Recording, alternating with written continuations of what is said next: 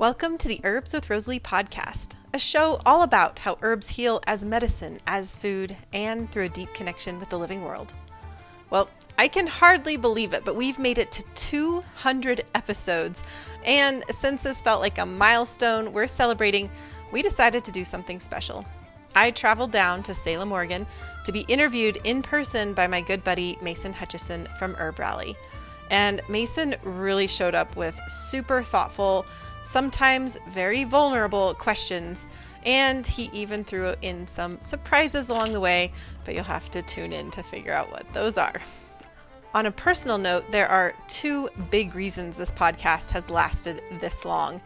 The first is the incredible team that brings it to life every single week. With so many moving parts happening behind the scenes, I truly couldn't do it without them. And included in that is the fabulous guests who have said yes to the show. Honestly, I ask a lot of my guests. They have to do a lot of prep work, and yet so many have just shown up with their full heart and joy, and I'm continually grateful for that as well. The second reason the show has made it this long is you. Honestly, if you weren't here week after week, tuning in, sharing your love of plants, commenting, spreading the word, well, I definitely would have given this up a long time ago. So you're what keeps me fueled. Thank you, truly.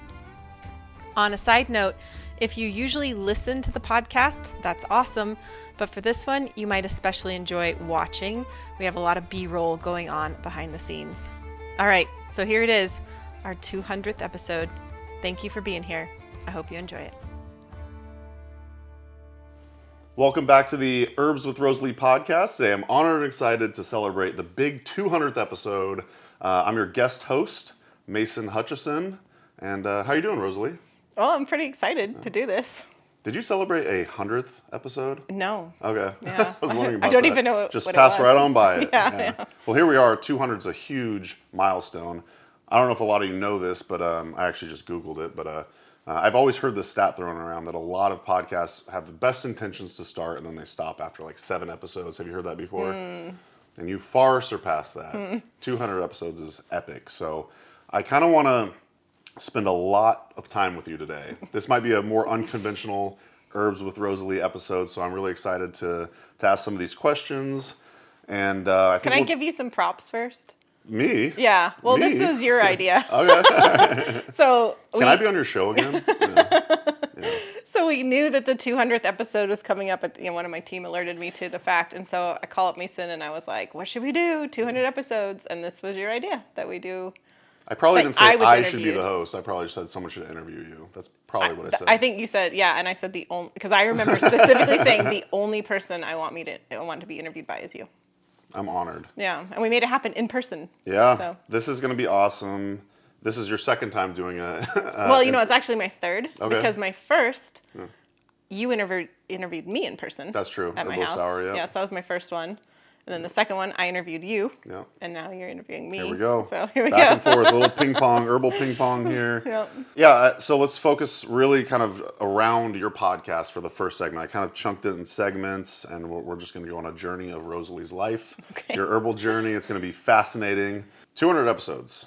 We've already said that a lot. I mean, it's a huge milestone. How would you say recording that many episodes? Some of them are interviews. Some of them are like solo herbs, and you've got kind of a breadth of different types of episodes you do. But after recording that many, how would you say it's changed you as an herbalist, entrepreneur, person, however you kind of want to take that? Well, when I think back to the beginning, like the very beginning of the podcast, I didn't really know what I was getting into. I sent out a survey to my email list and I said like, hey, how do you want to hear from me? And podcast and YouTube came up. And I was like, nah, thank you, but no. Yeah. But then it just like got like the brain niggle and I just kept thinking about it. And I was like, okay. So yeah, we decided to dive in. This was not like a skill set that I had and wasn't even like a dream of mine. Yeah. So I would say in the beginning, I was definitely like terrified and very self-conscious. Yeah, it was like big, like I asked Rosemary to be like one of the first guests, and Makes sense. yeah, because I like absolutely adore her, but that was like also, very like, Yeah. So yeah, I've definitely like relaxed into it. I think I have a belief that we should always be growing, and growing isn't always comfortable. And so I'm glad that I took the step and have like grown through it. So there's that. I had to grow a lot, even like as a team, because something I increasingly learn about myself is I don't really do anything small. And so the podcast has become like really complicated over the years, in the best of ways. Sure. It's the way I want it to be. Yeah. Just that we have like botanical illustrations and recipes and, just the format that we follow and everything. So the team had to grow, and I had to grow as a person in order to be like okay with having a bigger team. Because that's kind of like, it takes a lot of growth in your own mindset to do that as well. So yes, there are ways like that I've grown. My apothecary has grown. Naturally. Yes, because I have keep sending you stuff. Yeah, that does happen. That does happen. I have a new philosophy on that, by the way. Like, I used to like guard things or like hold on to things. Like, oh, this is so special. Like, so and so gave it to me, or oh, it's a really special harvest or a special herb. Now, when I get stuff, I'm like, I will use this as fast as I can. That's my new mantra. It's like I just try and use everything as fast as I can. Because I just find things on the shelves years later, and I don't like that. So I've been pretty good about that. Just use it all up. But no, because I have the guests on the show, and they talk about this one herb, and it's like the herb that they love, and the herb that they're connected to, and they talk about it in all these amazing ways. And after every episode, I'm like, I have to have this herb in my life every day. Yeah. And so my apothecary has grown in that way, which has been fun. I've been introduced to new herbs. I've come to appreciate herbs that I, maybe didn't appreciate as much before. So there's that. We talked a little bit about how when you have a guest on and they talk about their herb, you're like, I need more of that herb in my life. Yeah. That happens a lot, doesn't it? Oh, yeah. Yep, that happens. And I think in the beginning too, Mason, I used to be like nervous to meet people. Like I would be really nervous. Like, oh my gosh, like the day, like leading up to the interview, I'd be nervous. And now I feel so much excitement and just cool. Like honored to meet people. Yeah. I would always just like, and curious, like who is it? Like sometimes I know the people really well. Sometimes I don't know them at all. And every time it's like, there's like in curiosity, who is this person? How'd they get called to the plant path? And I will say every single person that I've interviewed and asked, like, how did you find your way here kind of thing? I always find like some similarity and some just like, kinship and being plant people together. So that's been fun. Absolutely. Yeah. Hey, it's Rosalee. Creating this podcast has been one of the most rewarding parts of my herbal work.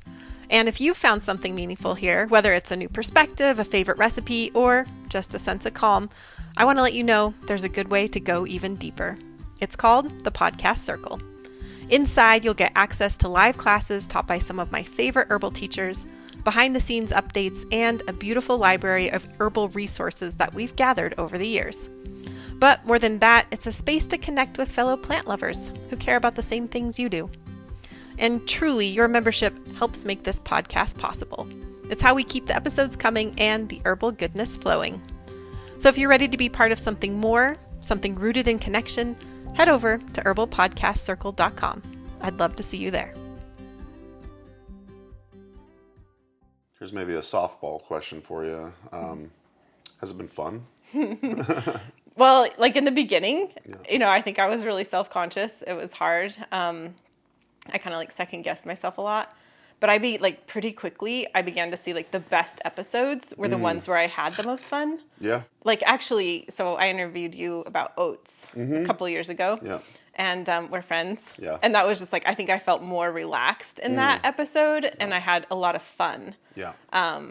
And you'd gone all out and like done oats for like 30 days and stuff. I don't know. It was just really fun engaging with you on that one. So that one kind of like sticks out as one that I was like, oh, that was a lot of fun. Yeah. You get to interview your friends. Yeah. That is helpful. Yeah. When I interviewed Jim, a good friend of mine, like that, of course, Jim is fun. Yeah. And interviewing him is fun.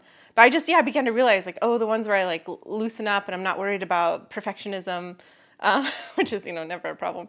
Yeah, but when I just like do have fun, those are the best episodes. So I think I've really leaned into that. And actually I tell my guests most of the time before we start, I say, we'll know we've done a good job if we had a fun time. I have to imagine that's most of the time. Yeah. Oh yeah. Except for that one time. Yeah, I don't know that if anyone hasn't been fun, it's always technical difficulties. Right. Know, Oh, yeah. Which I haven't had that in a long time, really, but sometimes the technical that's like the only negative of the podcast. Thank you. Yeah. Well, for the Zoom and stuff, like my internet can be slow or, just something like that. So. Another advantage to doing in person, but then again, there's, well, I don't want to speak it into existence, Please, but okay, so how do you feel well, first of all, have you gone back and re-listened to some of your older episodes? Well, I just listened to your oats one because I just interviewed Mason you. was really awkward back then. No, I was really impressed with that episode, actually. No, listening to yourself is like the worst thing ever. But that is like advice people give all the time. Like, oh, you have to listen to yourself to improve. Totally. Maybe that's why I'm not improving so much. I don't know. Re-listen to them. It's kind of painful.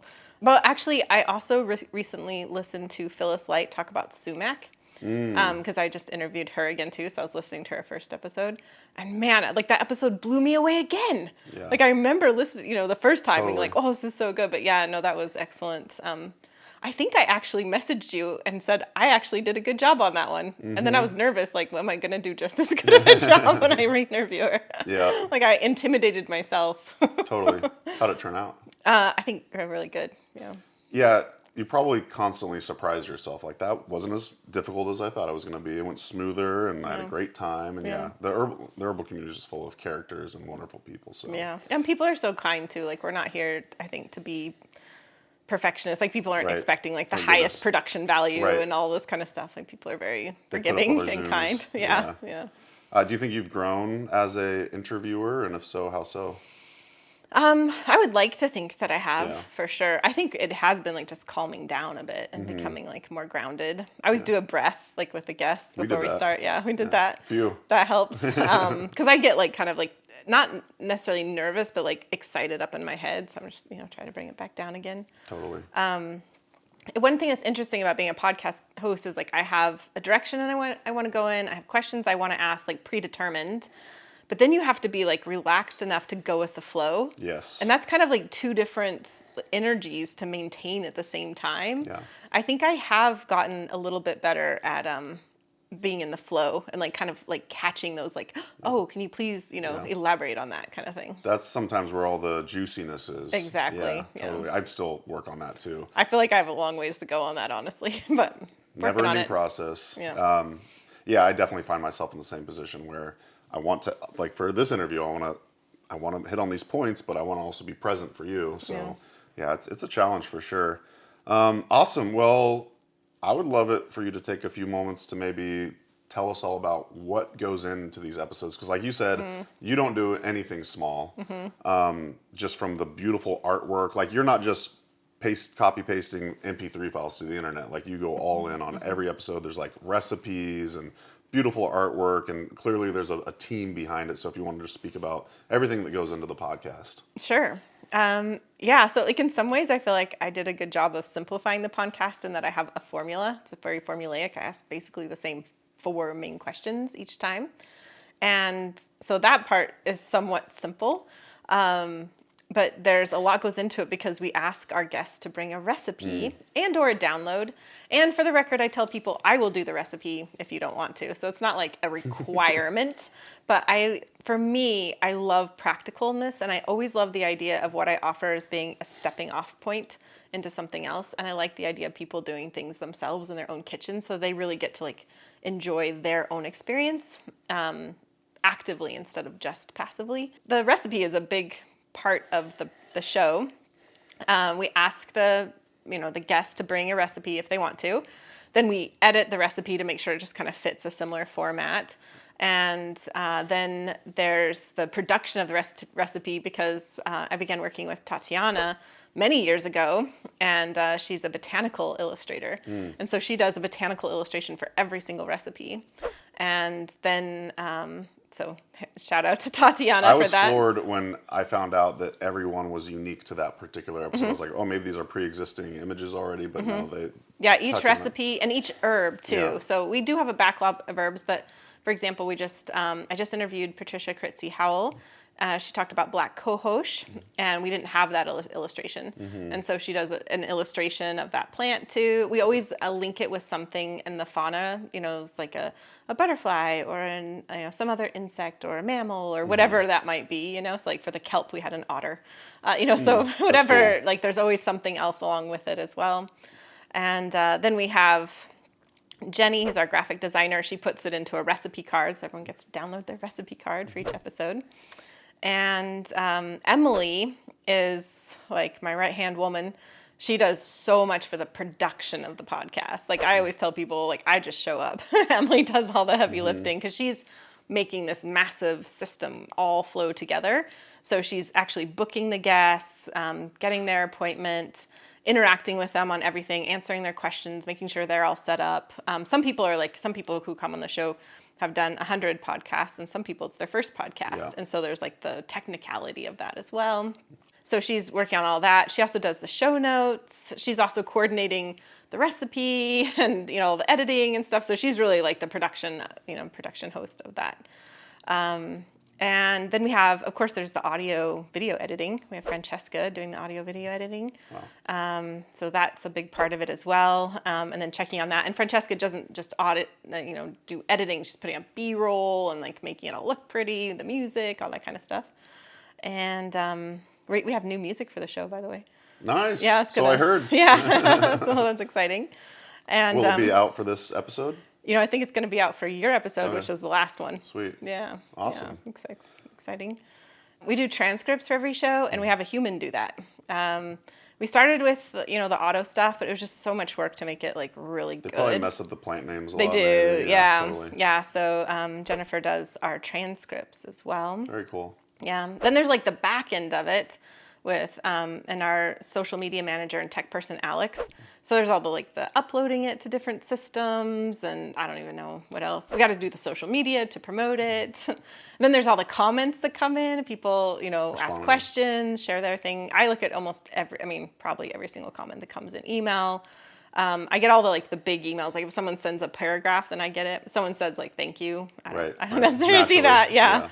But all, YouTube comments and stuff, I see all of those. But Emilie, same production manager, Emilie and Karen are on those, so that, the comments and kind of supporting people if they have questions or need help and that sort of thing. And then we have Nicole. She's the operator for the whole Herbs with Rosalee team. So she's kind of she's even this more eagle-eyed view of everything that's going on. Sure. And she was my first podcast production manager. She started the show with me and stuff, so she knows all the ins and outs of it. We got my handsome French husband, Xavier. Yeah, he does the website, so everything gets put on the website. He's doing that as well. When's he going to be interviewed? That would be fun, actually. I think you told me I should do that. Totally. Yeah, that would be fun. He's quasi-interesting. He is very interesting. Yeah, very handsome. Yeah. He also likes plants. He's really into the edible, so that could be a thing. Yeah. Totally. Let us know if you would like to hear from Xavier. Actually, speaking of, you mentioned the comments. Please leave a comment if you're watching on YouTube. How much you love the Herbs with Rosalee podcast. I think that'd be great. Or anything else that comes to mind while you're watching this. Sounds like a labor of love. Yeah. The show. It is. It really is. When I first started out, I didn't know that it was going to be this big. And I had some ideas that didn't pan out, and then it grew in other ways. And it is. It's I don't know, even the cost of it now. I think it's $1,000 an episode to put it out. Holy moly. Yeah. I feel like you've told me that before, and it surprises me every time. Yeah. And and we make it happen. It feels like a gift to the herbal community, and those recipes are just so cool. And it I don't know, to hear from all these different herbalists about their one herb is just really fun. I actually was not going to bring this up, but now it seems like a good time to bring it up. Why don't you tell us about the podcast membership? Oh, yeah. It's kind of so new that we probably kind of didn't even think about talking about it. That's true. Yeah, it didn't even cross my mind. Yeah, well, I thought it would be a cool idea to have a podcast membership for a few ideas. One, just to be honest, it costs $1,000 a show. That's why I thought of that. So, we need to be able to keep it up, and keep going with it. So that, the podcast membership folks are really supporting the show to keep going. I also really wanted the podcast membership because we get to hear such cool stories that not everybody gets to hear, especially through email. And so people tell us, about how herbs have touched them. And I thought, wouldn't it be cool if we had a space where people can talk together about the episodes and really have a place to share beyond YouTube and I actually get great comments on YouTube, but just something that's just kind of more private and more in-depth discussions and stuff could go on. Totally. I also really the reason I have a podcast is because people asked for it. And so I really want to listen to our members to be like, what do you want next? And we're going to be doing that more and more. Who do you want to hear from? What do you want to hear about? And just engage in the community more, so it really can feel like this is all of our podcast, because that's the goal. For sure. And then I also, this is just threw it in on top of it because I thought it'd be exciting. A lot of times people will write in and they'll say oh, can you do an episode on menopause, for example? And that's actually not my show, right? My show is about herbs. It's about a singular herb. We have a formula, etc. And but I thought, well, for the membership, since people are asking for that, that's what we're doing. So every quarter we have an herbalist come in and talk about a topic, not necessarily an herb. So, for example, next up, Camille Freeman's going to come and talk about menopause. So, perfect. Yeah. I know you had David Winston on. Maybe it was your first one. Yeah, David Winston came and talked about little-known uses of herbs. Of common everyday herbs, and people loved it so much that they begged. They were like, please have him back. And so we just bonus brought him back for it. It wasn't planned. So he bonus came back for part 2. Yeah, he was so great. Yeah. One of my own teachers and stuff. Right. Yeah. So yeah, that's a pretty fun thing. Just kind of have more advanced training, more topical things. So it's separate, but very adjacent to the podcast as well. Sure. So I'm drinking on a dandelion chai from my dandelion episode that we just recorded. What recipe did you prepare for us today? Did you see the look on my face earlier where I was like, oh shit, we didn't do a recipe for this? So like I said, we're going off script a little bit here, but anyways, and fun fact, Rose, this is actually your recipe, so I kind of cheated too, so there you go. Yeah, maybe we should share that recipe again. There you go. Just double up, there you go. Yep. All right, so last question for the podcasting segment of the show. Do you feel like other herbalists should start a podcast, maybe for their business, for just their own life improvement? And if so, what advice would you give to a new herbalist starting a podcast? Yeah, good question. I love podcasting, and so I do highly recommend it. You said earlier that people have the great intention of starting and they make it to 7th episode. There's a very high failure rate. I mean, I didn't know that particular statistic, but there's an amazingly high failure rate. And it's because it's a lot of work. And ultimately it's going to cost a lot of time or money, or time and money. Yeah. And or. Yeah, and or money. So there's that. I think it's important to be realistic about that. I actually hired a production company to get me started, and they walked me through this process of just what is your intention? How do you want to feel after the episode? That's so Rosalee. And really walked me through all of that. So I had a really good idea of what I was getting into, even though I also didn't know what I was getting into. You don't really know till you're in it, right? But my advice would be, if somebody wants to do a podcast, yes, it's amazing. Yes, it's fun. I think, and there's probably courses out there to help you figure out how much time it actually takes. Because if there's a 45-minute episode, that was not 45 minutes of anybody's time, right? This is many, many, many hours of time goes into a 45-minute episode. I would definitely say start small, start simple. Don't do what I did. Right.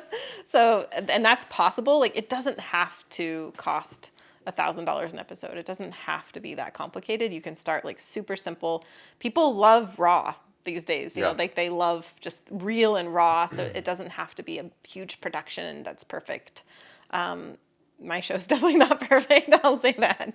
So I'd say that. The other thing, I have this idea that I tell people all the time. I think it's brilliant.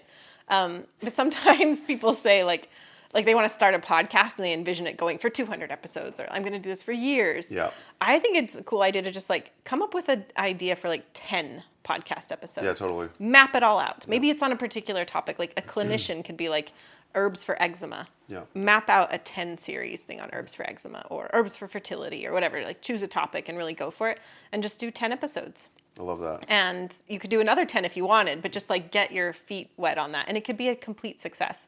I love listening to those kind of like where they have a beginning and end and they tell, there's a story arc through it and everything. Like those are fantastic. So that's my biggest recommendation actually is like, just try, like aim for 10, create a story arc on that 10, see how it goes. Then you'll know after 10 if you want to keep going and. Yeah, or start a new show. Yeah, totally. I love that advice. Yeah, we need more shows like that. I know there's some out there. Like, my friend was telling me about this one. BBC produced like this whole story about witches. I don't know if you've seen. I was the one who told you that. Yeah. Well, someone else did too. Oh, okay. Yeah. You did tell me. You did tell me someone else told you that too. Yeah. But yeah, it's kind of like that, right? There's this arc, and then I think that's a fantastic idea for the herbal community too, because you can really go in depth on one topic. So that's great. Well, that kind of wraps up the podcasting segment. Is there anything else you want to kind of cover that I didn't bring up? No, I think that covers that pretty well. Cool beans. Yeah. All right. Well, we will transition to a special guest question. Oh. Did you see this coming? Did you see it coming? I don't know. Let's see what comes. Hi, Mason, and hi, Rosalee. First of all, I am such a huge fan of yours, and I can't believe I get to ask you a question. This is so exciting. Second, here's my question. My best friend is completely obsessed with a musician whose name is Tori Amos? Tori Amos. I don't know if you've ever heard of her, but she's a musician. And my best friend is completely obsessed with her, which is completely fine most of the time until Tony Amont starts touring. And then what happens is my best friend becomes really excited about the tour schedules and talks about it a lot. And it is a very stressful time for her and also for the people who are closest to her. What herbs would you suggest for coping with my best friend's obsession with Tony Amont? Thank you. All right, what do you think about the guest question? We should tell people that's my bestie, Rebecca. I am trying not to call Rebecca right now to talk about her proper pronunciation of Tori Amos, which she very well knows. Amon? Yeah, not funny. Okay. So the other day, Tori is supposedly going on tour next spring, and I sent her a voice note, and I preluded the voice note with a lot of like, are you sitting down? Take some deep breaths, like, kind of thing. And then I told her the exciting news, Tori's going on tour. And the voice note I got back was, Mason and I need to start a support group. And I laughed at her. She goes, no, Mason doesn't know it's coming. Yeah. Oh, but do I? So, yeah. I vividly remember you saying you were passing up on an herbalist trip to Greece because Tori might be on tour. Yeah. Life, to quote another favorite musician of mine, Ani DeFranco has this line about how the landscape shifts. And so when Tori goes on tour, it's like metaphorically, like the landscape shifts, like my priorities shift, my life shifts. Yeah. I'm not going to say I don't make wise decisions during a tour period, but... So thanks, Rebecca, for contributing. You didn't actually answer the question, so what herbs would you recommend for me and Rebecca and those close to you? Yeah, I think the best herbal recommendation is to come to a concert with me, because then you get to see, what the, hullabaloo is about, and then you understand. Okay. And I think that's actually the best. I promised to go to one Tori concert with you. I'm so glad we have that on tape, because you've tried to resend that a couple times. Oh, no. Yeah, that's happening now. Yeah. All right. Thank you for calling in, Rebecca. I did not see that coming, actually. All right. Well, moving right along. I know your mom and your dad were a huge part of your life. And I just think it'd be cool to hear a little bit about who they were and how they shaped you and your life and herbal journey, if you want to talk about that at all. But sure, yeah. Well, my dad and I were very close. My mom died when I was 7, so my dad raised me for most of my life. and we were pretty tight, hung out a lot. My dad was a very unconventional dude, hippie dude. He was definitely like, he loved to live life, and he loved to celebrate. He loved to have fun. He loved the world on his own terms too. And so I had a pretty unconventional upbringing, I think, in some ways. I grew up in Utah, and I wasn't raised Mormon, so that was already kind of like a step removed from the broader culture. But yeah, I don't know, grew up watching Star Trek, and motorcycles were our only transportation for a lot of my life. So I was on the back of a motorcycle a lot. But yeah, we hung out a lot. We were quite the team. And I think one thing I really got from my dad was unconventional. I never felt the need to follow a traditional pathway in my life. So I never wondered can I be an herbalist or any of those things. I always just felt like I could do whatever I wanted to do. My dad definitely was proud of me and believed in me. He didn't always get me in that my dad would rather play most of the time, and I would rather work most of the time. But my work is my life and my play. So yeah. But I remember when I was young, I had a job, and I would come home after the job, and I would talk about the job at work, and my dad would be like, "You ain't on the payroll anymore." But that was my mind is just constantly thinking about it. So yeah, so my dad I think I can be kind of rigid and really linear and focused, and even since his passing a couple years ago, I feel his presence, and I just feel I've loosened up some, and just am better able to enjoy life. I have told you this many times, but you remind me a lot of my dad, and just that kind of fun-loving energy, let's go have fun, Totally. So he was on the sanguine spectrum for sure. Yeah. Definitely. Yeah, definitely.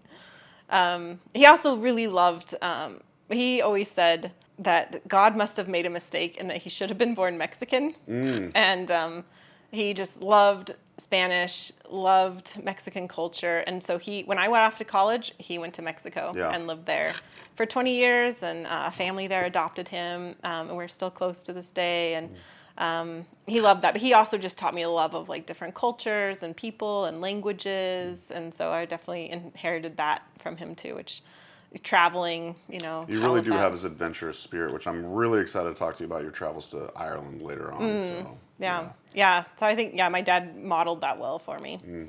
Yeah.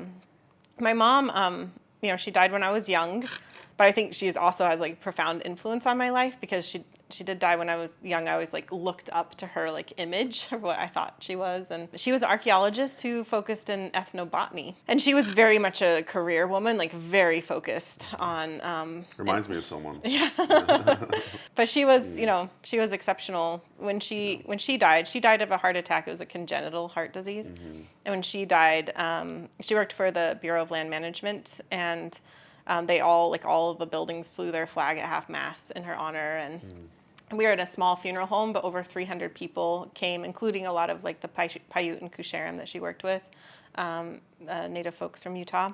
And so, yeah, she touched a lot of lives. I actually didn't know that she was an ethnobotanist, so that's actually one kind of sad thing. In my family, you didn't really talk about people when they passed, and so I didn't grow up with a lot of stories about my mom. And it wasn't until I showed an interest in plants that my dad just nonchalantly mentioned out of the blue one day, well, your mom was into that. And I was like, well, no, I didn't actually. And so that was a surprise to me. Yeah. But I don't know. That's incredible. Yeah. So she was working on her dissertation when she passed, and it was working with the Kusharam band and helping them to record their plant knowledge. So, yeah. So I think I kind of feel like I have the unconventional travel, love of cultures from my dad, but I'm also a very driven person, I'm told my mom was. Yeah, I bet your dad saw a lot of your mom and you. Probably. Yeah. Totally. Well, thank you for sharing about your mom and your dad. Yeah, thanks for asking. Yeah. Well, kind of staying in Rosalee's youth and kind of working our way forward, you were telling me a story, one of your herbal origin stories the other day. I found it fascinating, and I'm not sure if you've told your audience before or not. I feel like it probably would have come up at some point, but you were talking about how getting UTIs was one of your introductions into the herbal world, and I would love to hear you weave kind of that story with getting arrested in Portland, Oregon, and just kind of like a young Rosalee, if you will. Okay. Yeah, so the getting arrested definitely comes first. Okay. Yeah. That really started when I remember I was a teenager and I was watching the news. And on the news, they mentioned that something was going on with Gap, the clothing company, and they were like being prosecuted or vilified or something because they had sweatshops with childhood labor. And I was like floored, like flabbergasted. Like I couldn't believe that was happening. Because kind of in like history class, you learn about like that was like history and now things are fine kind of thing. Right. And I feel like that moment like changed me, and I became a lot more like activist focused and like concerned about human rights. And so that stayed with me for a long time. And I often say in college, I minored in activism. And so I worked on a campaign in college for the Uwa people down in Colombia. And they were on their ancestral lands, and gas companies were, threatening to come and drill on their land. So it was a land rights, human rights issue.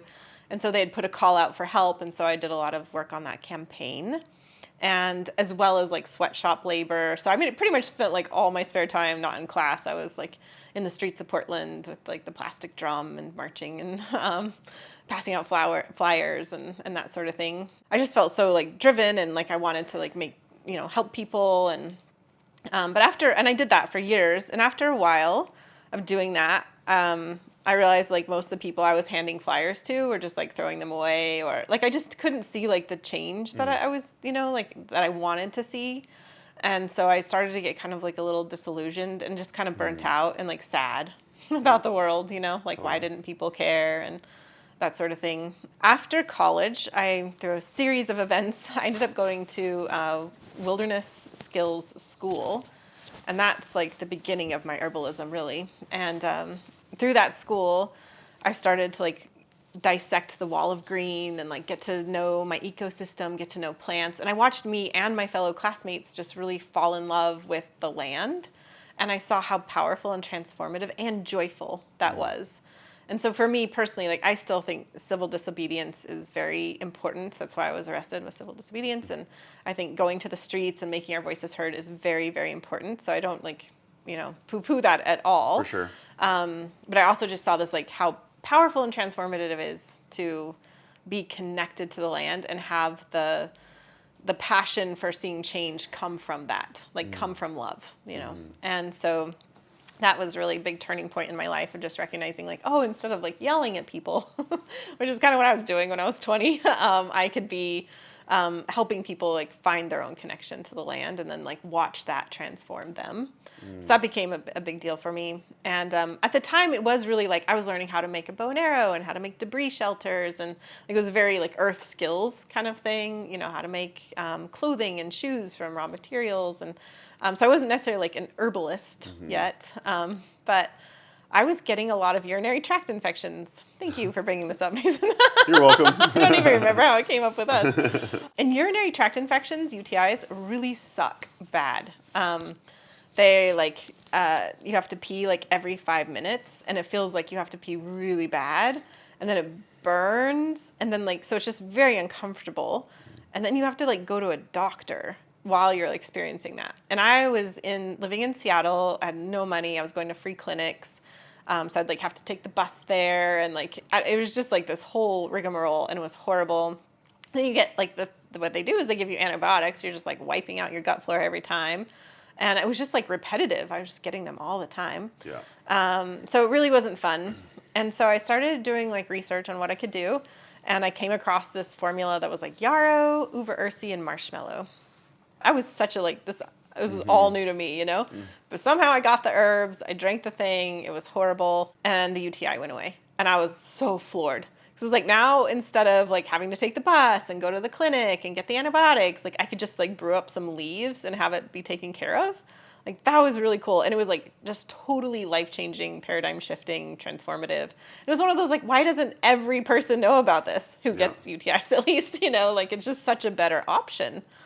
So that was a big shift for me, and just seeing like what a big deal herbs could be in a person's life. and I had other big realizations like that too. But, when I first started being interested in herbs, I just felt like, oh, you have a little boo-boo or, just like they're like kind of antiquated, but like have some cool issues to them. But it's like, as I got deeper and deeper, I was like, oh no, actually these are often a better alternative. Yeah, herbs work, don't they? Yeah, herbs work. I asked Seven Song this. We were talking about this the other day, but I asked Seven Song when I interviewed him if he's still surprised when herbs work like that. Mm-hmm. Are you still surprised? Sometimes I am, yeah. Yeah, sometimes. Because I think, like in some ways, because I am trained as a clinician, I worked as a clinician for a long time, and so I'm like used to coming up with like these comprehensive plans that are, I don't want to say like overly complicated, but you think about lifestyle and all this kind of stuff, and then sometimes like you just take an herb and it works, and it's just like, oh, cool. Wow. That's awesome. That's incredible. Yeah. Well, thanks for sharing about your journey with UTIs and arrest. Yeah, thanks for asking. Good times.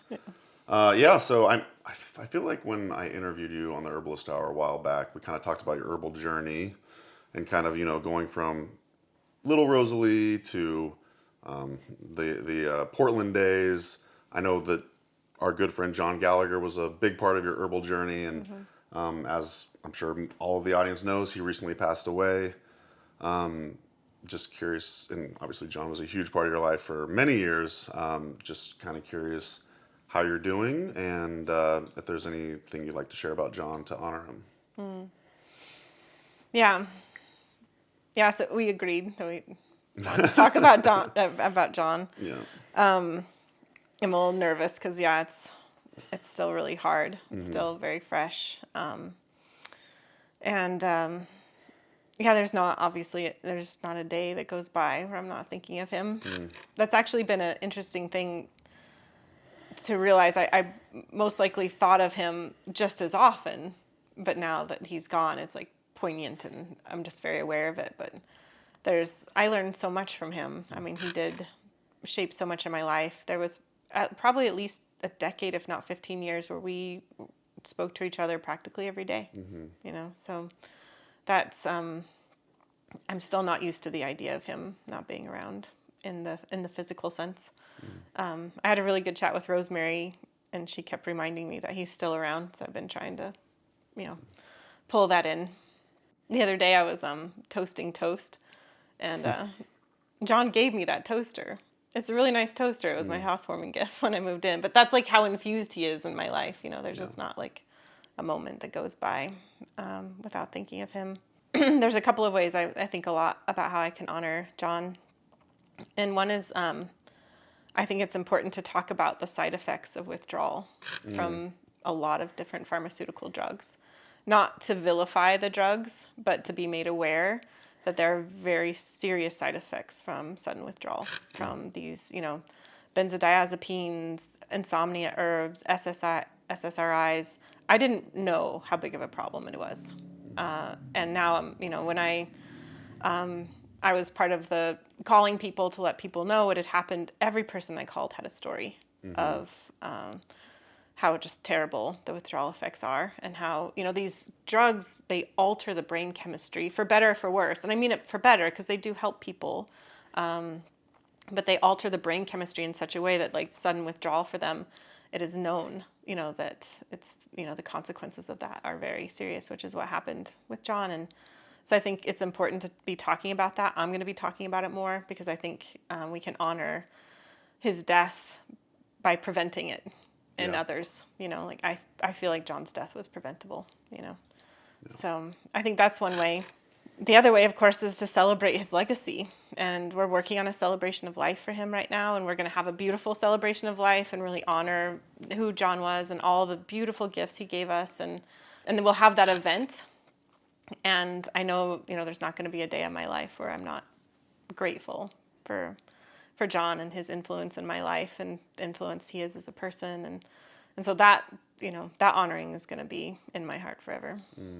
Yeah, you bring up good points. I mean, I experienced that with someone else when they were withdrawing, and same thing. And it's so. Did I hear you say you might be working on a blog post or a project about this at some point? Or yeah, I want to write an article and just speak to it. It's not like my expertise, so I'm taking time with it, to do. Kind of a sensitive topic too. Yeah, it's also been hard. It's 2 months now as we're recording this. Yeah. And yeah, it's still very, very fresh. What's something John taught you that you carry forward, like whether it's in your personal journey or herbal journey? It's fun. It's so many things, you know. Give me one thing. No, I'm Yeah. just kidding. No, I know it's countless. Yeah. Yeah. Like, again, like, there's so many practical things. Yeah. Like, you and I were prepping for this podcast, and we're doing all this stuff with mics. Mm-hmm. You know, I still use, when I do my podcast, I still use the mics that John bought me. They're very expensive mics, Yeah. and he bought those for me and taught me how to use them. Yeah. You know, there's just stuff like that just, like, super practical. I would say John taught me how to be generous. He was so generous with me. You know, and he just kind of like brought me in under his wing. He mentored a lot of people just for the sheer joy of it. Yeah. He was so excited to see people succeed. And I loved that about him, and I hope I can carry that forward. I see it in you. Yeah. His enthusiasm is infectious. Yeah. Yeah. His laugh, his joy. Yeah. Yeah. I was so honored to get to know him a little bit, and yeah, I could not agree with you more. That's great. Yeah. He also taught me to love elderberry wine. So Okay. there's a lot of different Sure. levels. Multifaceted man that he was. Yeah. Yeah. Absolutely. Yeah, so everyone, we don't know when the celebration of life is going to be, but, you know, everyone look out for that. It's going to be beautiful. And I think another way that we can all honor John, like those of us who loved him, whether because we knew him closely or from afar, were touched by his offerings, his, you know, learning herbs, herb mentor, everything he did. A great way we can still honor and support John is to support Kimberly and learning herbs through this transition. And just, you know, recognize that they're doing, continuing the amazing work that John kind of led for a while. And yeah, I think we can really honor him by honoring learning herbs and Kimberly too. Amen. Yeah. Well, I know that you were processing a lot of this grief during your trip in Ireland. Yeah. So if you'd like to share maybe some stories or some insights you had, I really would love to, just to hear about your trip, what prompted it, and just anything you'd kind of like to share about your Ireland journey. Sure.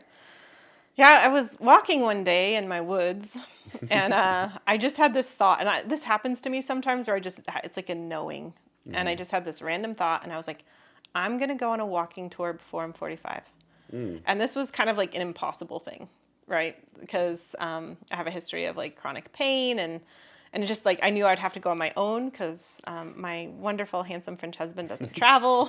So I knew it was going to be like a solo walking tour on my own. And I knew that I would do it. And things just kind of fell into place that it ended up that I was going to Ireland to do this solo walking tour. And I prepped for it for a year, steadily walking more and more and more. Towards the end, I was walking, you know, I'd walk 3 hours a day, then I was walking 6 hours a day, and, you know, just really getting prepped for it. And I got there and had those first several days were kind of a dream, like just traditional music in the pubs every night. Like I was living the Irish experience, like Guinness, and just loving it. And then I started my solo walking tour. So I was doing the Dingle Peninsula. It's 110 miles total. I was on my second day when I heard about John, and I knew bad news was coming. You knew bad news was coming. We were in touch, and. And as the day progressed, I got a lot more worried. I didn't know the nature of the news, but like as the day progressed, I just felt like I knew. And it was my day. It was your night. You were sleeping, kind of. You were like messaging me every 30 minutes, like any news. And and then the news, you know, Kimberly at like 5 a.m. her time, you know, called. And not the news I wanted to hear. Yeah. I did kind of freak out a bit. I was all alone in Ireland. In the end, though, I got so much support from my friends. You were there, like as a companion on the phone or whatever. Jim McDonald, he got in touch with me a lot. Rebecca, my other bestie, a lot. Of course, my husband. And so, I had a lot of support. And in the end, like, there's no good time to get this news. In some ways, like, I just had to put one foot in front of the other for days. Yeah. You know, like that's all I could do. And so that's what I did. You were doing about 15 miles per day, right? Yeah. Raining a lot too. Yeah. It was everything. Rain. And I was pretty impervious to the weather, except in one way. Like, so John hated the wind. Yeah. Hated it. Like, despised it. Like, The amount of hours that man spent complaining about the wind. I mean, I'm definitely saying hours, right? Like this is like a known part of his personality. Yeah. And so I'm out in Ireland on the coastal paths. There's a lot of wind. Every time I'm with wind, I think of John, before then. And so I'm out there and the wind's blowing me left and right. And I just thought, man, John would hate this, he would really hate this. And then I thought, well, John is the wind now. Yeah. And it was just very comforting. And then I thought, well, John would not want to be the wind. I think he hated that. But Don't call me that. But that was comforting in that way. So I learned a lot about friendship through that. Like I needed my friends to get through that time, and and just kind of finding myself through that process was important.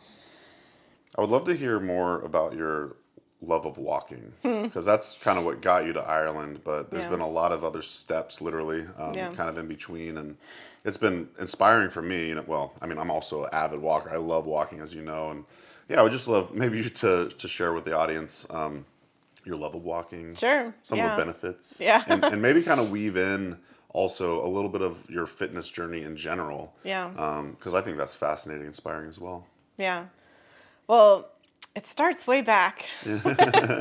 So when I was 14, I was hit by a car as a pedestrian. I was kind of being like a very stupid 14-year-old. Amelia, look both ways before you cross the street. Please. Yeah, I get that a lot from my father. Yeah, it's actually good advice, because I did not, I just didn't see the car coming, and I got hit by a minivan. It was going like 40 miles an hour. And that just forever transformed my life, because it basically rearranged my lower back in such a way that like I was in chronic pain. I went to the chiropractor, I went to massage therapy, I did all the things. I was never the same. And I spent, basically 3 decades in pain. And by that, I mean, like, I couldn't really lay on my back without pain. I couldn't stand for very long without pain, and I couldn't walk for very long without pain. Really helped me build my business in the beginning, because I could sit just fine. So I would sit for 12 hours a day and like do all the work, but study and do all the stuff. But so I was in a lot of chronic pain, and I just kind of accepted it, really. Like that was just like my way of life.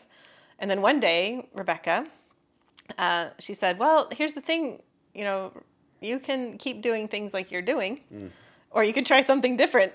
And I was like, okay, I'll try something different. And she recommended that I go see this guy, Craig Liebenson. And so I did, and I had no idea that I was about to get into strength training.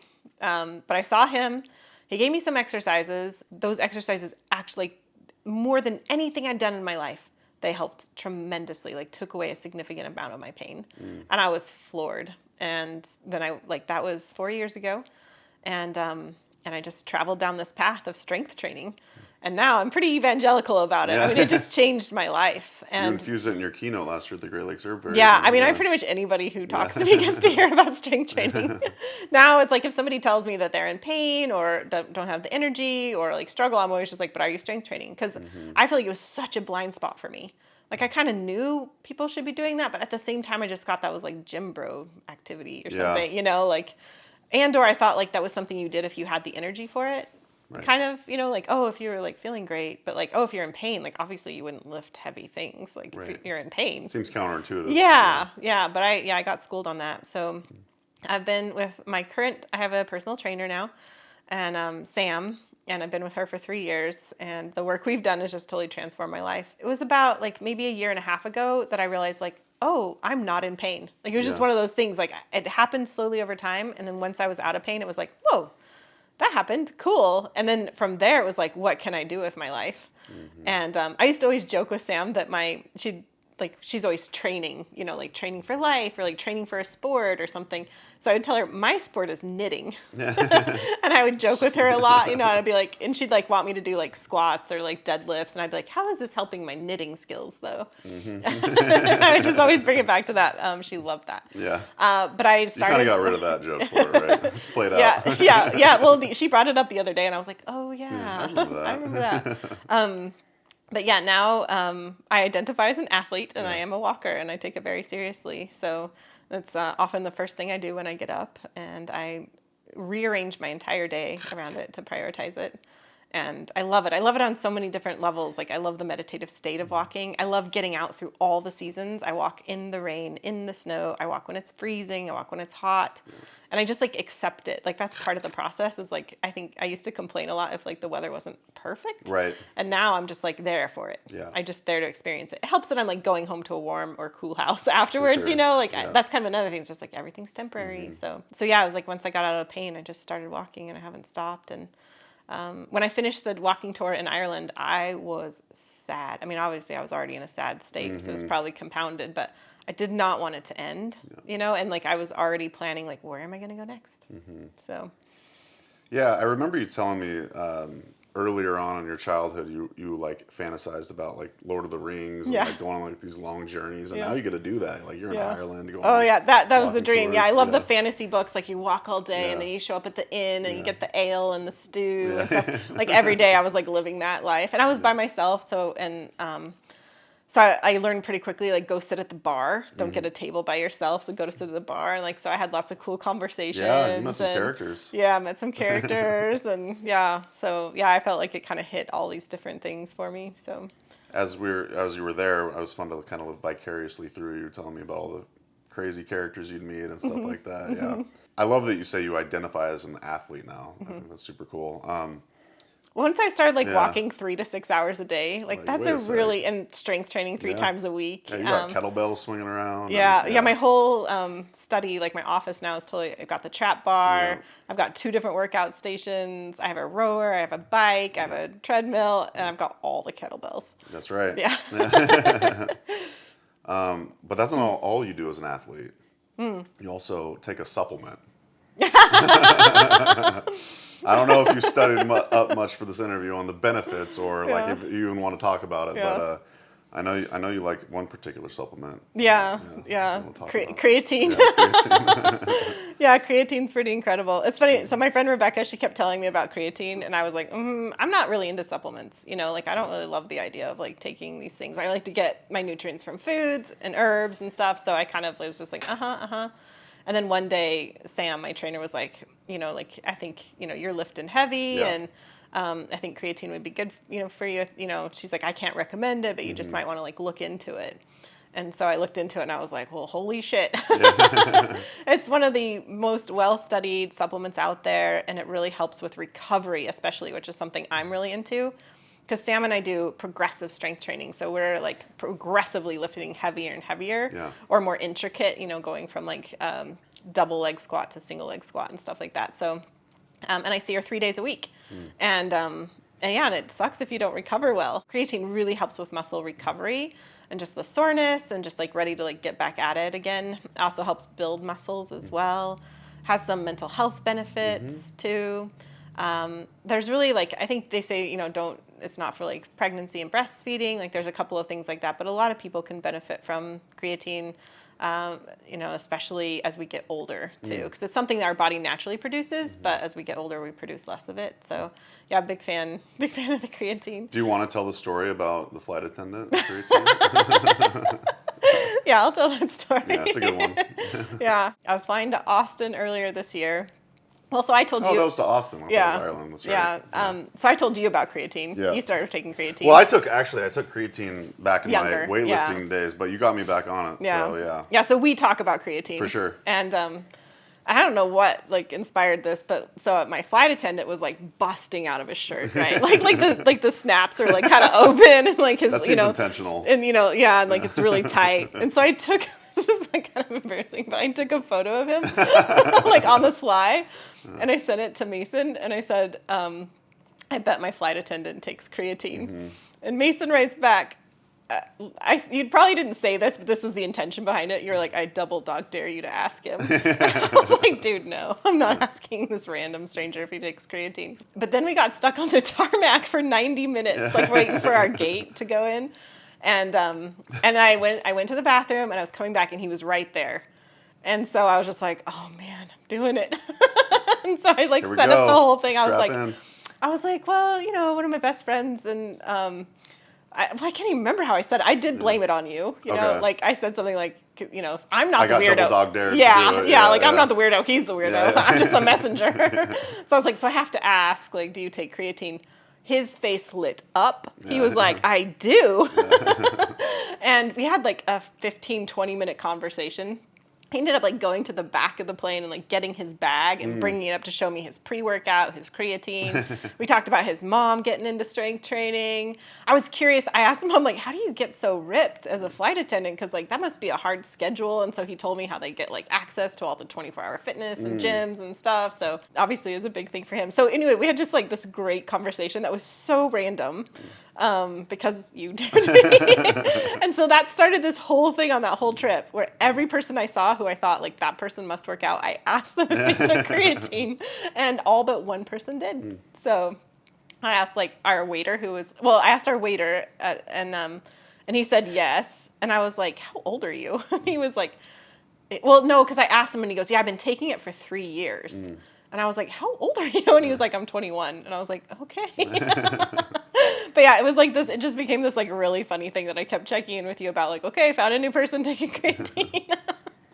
Such a weirdo. Anyway, I'm the herbalist. I'm asking everybody if they take creatine. You sound like a gym bro now. I often think I have become a gym bro. Your love of creatine. Well, you know, you're an herbalist, and I loved hearing your enthusiasm for creatine, but I am kind of curious, are there other supplements that you recommend as an herbalist for yourself and for others? I would say the one other one that I feel very strongly about is magnesium. I take magnesium and have taken it for decades now, and I think that's one that a lot of people can benefit from. Yeah. Like a really good quality magnesium, like a glycinate or a malate. Magnesium is so amazing for the nervous system, really important for muscular, skeletal health, for sleep. So there's really just so many benefits. But the reason why it becomes necessary to take it as a supplement is that most of our foods are now deficient in magnesium. Yeah. So in an ideal world, we'd be getting magnesium from our foods, Right. but most of us are not, and magnesium deficiency is just rampant. So I don't know that I've ever met somebody where I'm like, yeah, that person doesn't need magnesium. It's interesting because, you know, I drink nourishing herbal infusions all the time, but I still supplement with magnesium because I just presume I probably need it. Would you concur or? Yeah, so like some signs of magnesium deficiency, like sometimes like leg cramps or restless legs, anxiety, Sure. insomnia. So those can be like things that would be like kind of flags for like, oh, magnesium. Thing too is like we excrete the magnesium that we don't use. Gotcha. So it's not something that's like we can really, you can overdose and that Sure. you can get like loose stools. Yeah. But you can't really like overdose. Thanks for the warning. Yeah, on like, it's not like harmful. Yeah. So that's kind of another pro to it. You know, there's like really no harm done there. It's also a relatively inexpensive supplement. Yeah, and really great for most part. heart health Yeah, too. Like okay. I won't say that it's it's not going to totally correct like high blood pressure, but that could be another thing that like could like help that a little bit as well. Okay. So yeah, it's just a muscle relaxer, and yeah, there's a lot of great reasons to go for the magnesium. Awesome. Yeah. Fish oil? Oh, fish oil. Yeah. Okay. I was just curious. Yeah, that is also one I take every day. Yeah, for sure. Just got you on my brand. Yeah. And Emilia and I took it today, so. Pretty tasty. Yeah. Not too shabby. Yeah, just wonderful. Most of us don't get enough omega-3s as well, so that's a good one. By the way, shout out to Emilia behind the camera recording all this, my daughter. Awesome. Well, okay, back. We're an herbal show, so Okay. why don't we do a guest herbal question? How about that? You have another guest question? Yeah. I figure we should bring it back to herbalism, so Good call. yeah, enough of this gym bro shit. So. You were the one that dared me about the creatine. Hey, Rosalee. Imagine you somehow become stranded on a desert island. Fortunately, you have a backpack with you that has some basic supplies. But unfortunately, that backpack only has 3 herbs in it. Which 3 herbs would you like to have with you on this desert island, and why? Hey, Rosalee. Aw. Who's that? So this is Emilie Thomas-Anderson, who's my right-hand gal. I don't know if she likes being called that. But production manager of the whole podcast. There you go. Yeah, 3 herbs, desert island. Yeah. Oof. Yeah. Man. The thing is, like, I'm going to come up with 3, but if you ask me in 5 minutes, I might have, like, Totally. yeah, another one. Can you see how that kind of took the place of the one we might have talked about before? Sure, yeah. Totally. Yeah. Well, gosh, my mind wants to go, like, super practical. I knew you were going to go there. Yeah. So do you know what I'm going to say? No, I have Really? no idea. I have no Really? idea. I have no idea. Cannabis? I'm not a cannabis person. That would be the worst. I'd just be like an anxious, paranoid mess on a desert island. That would not be a good one. I love that that's your idea of practical. No, I was thinking yarrow. Very practical. I kind of figured you'd say that one. Totally. No, yeah, just so practical for like any infection that you have, like skin infection, tooth infection, cold and flu. Yeah, so I love the yarrow for that. So yeah, yarrow always comes up for me in this situation. I'm gonna go rose too, like a good wild rose that's really fragrant for the joy of it. totally. The smell. I'm going to assume my backpack has honey in it, so I can make rose petal honey, which is like one of my favorite things. It's really like soothing and wonderful, so I'll need that on a desert island. Yeah. I will say, just to be very honest, I probably would need like some kind of like inebriant. I could go either way on this, like Camellia sinensis, tea. Yep. I'm a tea drinker every morning, so I could go that route, or I could go kava. Oh, kava, yeah. So one of those. Yeah. Very different herbs. I'd probably benefit more from having kava there. Yeah, there you go. I'm excited to make that kava. Colada, yeah. Real coming soon. Now we have to do it. Right, that's right. Well, thanks, Emilie, for the guest question. It's fun. How many tattoos of yours are related to Tori Amos? All of my tattoos are. Yeah, I got my first one. It's a fairy when I was 18. It's Tori as a fairy. Tony Amon? That's not funny. I just got a frog on my toe for Tori's song that's called Frog on My Toe. Very literal of you. Yeah, his name's Jethro. Okay. Yeah, and pretty much I have a lot of botanical tattoos, and all of them pretty much have a reference to Tori as well. Cool. Yeah. I wasn't originally going to ask that, but then it just kind of came up off camera. All right, cool. I have a cornflake girl tattoo. Rabbit. I love that song. Yeah, that's a good one. Yeah. That arguably might be my favorite Tori song. That's your only. It's the only one I. Again, shout out, thanks to Emilie for the guest question. I'm going to follow that up with another guest question, herbal related. So let me go ahead and pull that up. Let's see who is joining us this time. You told me that was the last one. I know, I lied.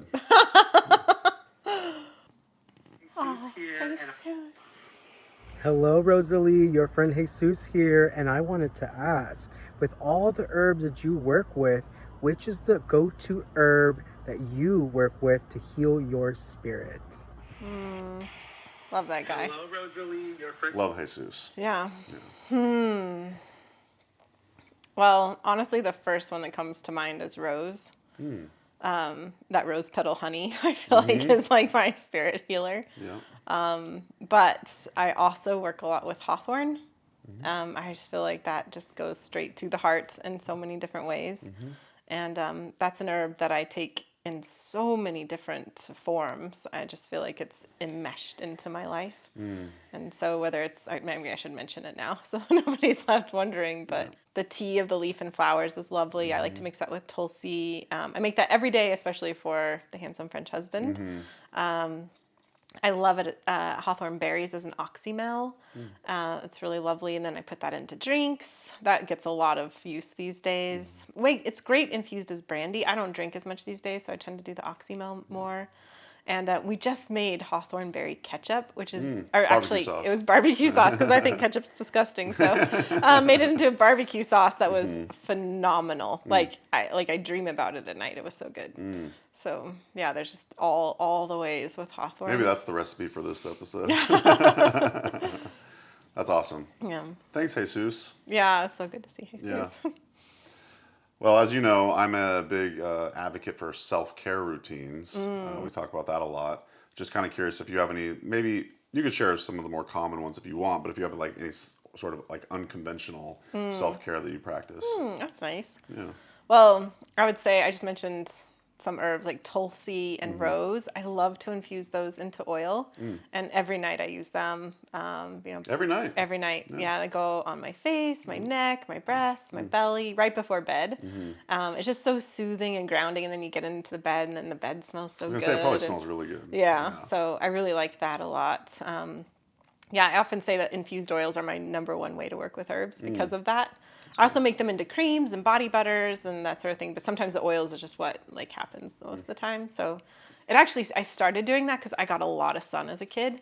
So I just had a lot of like really dark skin, sunburns, etc. So I started as kind of like a preventive, like I might as well saturate my skin with good stuff, which was kind of maybe a little fear-based. Now it's like, I love the ritual. Yeah, it's very luxurious. I love the smells. So now it's more joyful based for sure. So I like that a lot. I became a meditator like a year and a half ago, which is like, I always wanted to meditate, but I thought it was like the most boring ass thing you could ever do. And every time I meditated, I was like, it was torture. Like, wow, I could be doing anything else but this right now. It's kind of boring.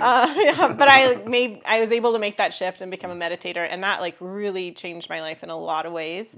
I think I got inspired to do it because I was dealing with some anxiety, and this is kind of maybe a weird self-care, but I do a lot of tracking. Totally. So I have an Oura ring and a Garmin, and I saw when I started meditating regularly that my heart rate variability increased significantly. And so that was really cool for me and really helped me stay on the meditation train. So I'm really into meditating. Well, I just wanted to point out too, you told me that not just meditating, but meditating a second time in the evening, you actually see your heart rate variability improve. Yeah. Which is so crazy to think about. Like that's the one variable, and then you see it improve. Yeah, and I love that. I unfortunately have tested it in the opposite direction of not meditating as much in the evening and watching it go down. So walking is definitely a big part of my self-care. Also, what I call my second office, which is a hammock. It's a Mayan hammock that my dad had made for me. That's hanging outside. And I love to go out there in the summertime. Like that was just like my happy spot. Listen to the birds and just like, it's just so lovely. I often like sleep out there a little bit too. I've become, this is kind of maybe unconventional, but I've recently come to realize I use hugs a lot to regulate my nervous system. You're becoming more phlegmatic. But I like learned like, the education of like hugging actually does like spike your oxytocin levels and like does bring happy stuff. So like I think I learned that just like from an intellectual perspective, but then I began to like feel that of like, oh, like if I'm feeling like too up and jittery or whatever, like a hug will just bring me right down. Like it's just so soothing and just really assuring. So I love that. Yeah. And they're often free. Yeah. You have to get your friends on board. Free hugs. That's a sign, right? Yeah. That's cool. So I really like a good hug. So those are some of the things. I feel like I saw someone with a knuckle rockers before that said free hugs. Really? Tattoos. Yeah. Whoa, that's sweet. Yeah. Yeah. That's what it was. I do feel like I spend a lot of time on the self-care. Like I get good sleep for the most part. Yeah. We eat really nutritious foods. The meditation, the walking, the strength training, all of that, all the things I mentioned, all the herbs and all of that is so important. I feel like I work hard and I play hard and I really rest hard. Yeah, I have to, especially as like a creative. Yeah. Like I can't force myself into creativity. Right. I can't, and I love being high energy for my students. Yeah. And I love bringing my enthusiasm. Yeah. I love traveling, like all these things I love. I like really have to take care of myself well in order to like do it. I think that's going to become increasingly true as I'm getting older too. Definitely. Yeah. Well, thanks for sharing. Yeah. Thanks for asking.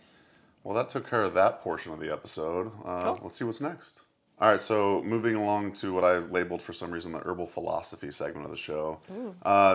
Kind of a basic question. I actually really enjoy asking this question though. So, what's your definition of an herbalist? And second part of that, what makes a good herbalist? It's funny. I was actually thinking about this the other night as I was falling to sleep.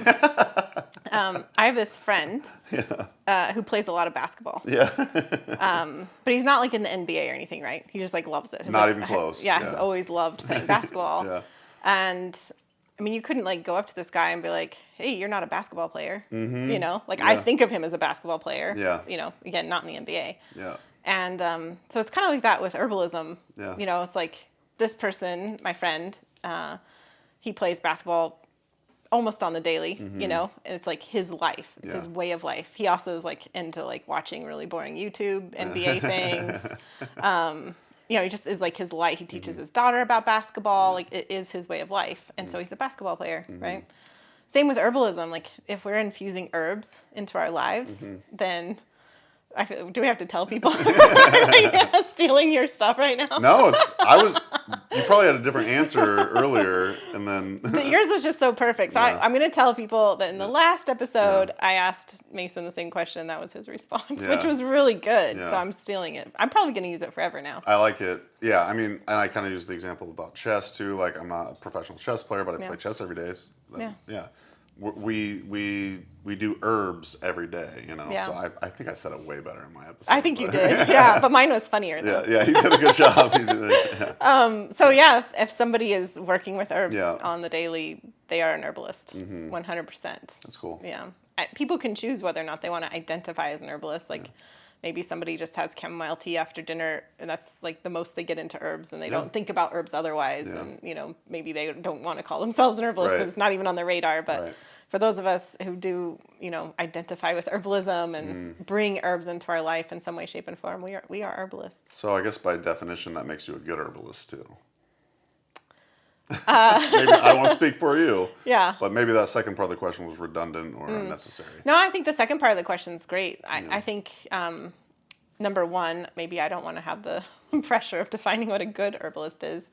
But when you asked that, what I heard, like the word that came to my mind was curiosity. I think curiosity makes a good herbalist. I love that. Because so much of what we do is paying attention, like paying attention to our senses, paying attention to the plants, and paying attention to how we dynamically interact with the plants. And so I think curiosity is a key feature of a great herbalist, just always wondering more, And I want to shout you out, give you some props. I don't know if your audience knows this or not, but you always stay curious. In fact, I know you're in 2 different herb schools right now. You just keep the learning going. You've been studying for years and years and years, but you continue to grow your practice, and that's what it is. So well, that's the beautiful thing. There's always so many more things to learn, and so many different aspects of herbalism to learn. And we just talked about dandelion for 45 minutes. I bet we could have talked a lot longer about it. But you just keep going, building these relationships, and Rosalee, do you have any unpopular opinions about herbalism that you typically don't like to say out loud? But fortunately, it's just you and me, and I know you're listening. So give me the dirt. Yeah, that's a kind of a weird question because I don't know if I want to say it out loud. You could whisper it. I feel like I could take the easy road or the hard road. What do you think? Hard road. Hard road. All right. Well, very honestly. Yeah. There was like a few years back, I think this happened in the general public, but it happened in herbalism, that there was a very strong like cancel culture. And I didn't like that. And I think that we're stronger together.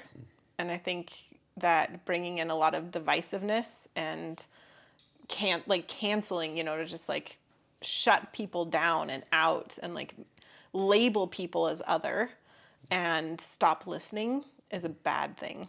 I don't think we have to agree all the time. Yeah. That's not a thing. I recently read a book on validation, and which was a really fascinating book. And it was like, you don't have to agree with someone all the time to like validate their experience. I think anytime you shut down listening to someone, shut down their experience, tell them they're wrong, push them away, close them out of a community, like we are taking a lot of wrong turns when we do that. Again, it's not always going to be easy. We don't have to always agree. We don't always have to be best friends. But I wish we could be, I guess, I wish we could like listen to each other more. I wish we could accept that there's no one way of doing things. I think if there is, well, even that, I was going to say if there is an other, I would say, I think this is like we have grassroots herbalists, and I define grassroots herbalists as somebody who like loves the plants.